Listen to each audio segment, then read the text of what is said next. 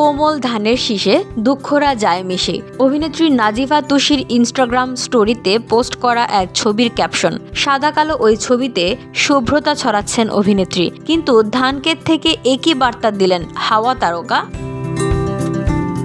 Facebook ইনস্টাগ্রামে বেড়েছে অনুসারী, তাকে এখন সেখানে বেশি পাওয়া যায়। নানা রূপে তুষিকে চষে বেড়াতে দেখা যায় অরণ্য, সাগর আর সুসজ্জিত গৃহকোণে। 2022 সালে মুক্তির পর দেশ ও দেশের বাইরে হাওয়া ছবিটি বেশ প্রশংসা কুড়ায়, ব্যবসায়িক সফলতাও পায়। ছবির অন্যতম প্রধান চরিত্রে অভিনয় করে প্রশংসিত হন নাজিফা তুষিও। ধুলো, ময়লা ও ক্ষতিকর ধূলিকণা থেকে নিমিষেই মুক্তি দেয় চৌধুরী এয়ার পিউরিফায়ার। এর শক্তিশালী সাকশন ঘরের কোনায় কোনায় লুকিয়ে থাকা সকল ধুলা টেনে ফিল্টার করে এবং বের করে আনে নির্মল ও স্বাস্থ্যকর হাওয়া। হাওয়া মুক্তির 2 বছর পর সুমনের সিনেমায় আবারও দেখা যাবে নাজিফা তুষিকে।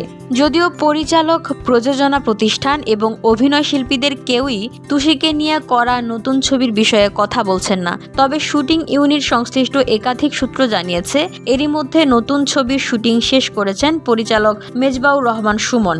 এখন চলছে পোস্ট প্রোডাকশনের কাজ। VOD Bangla news desk.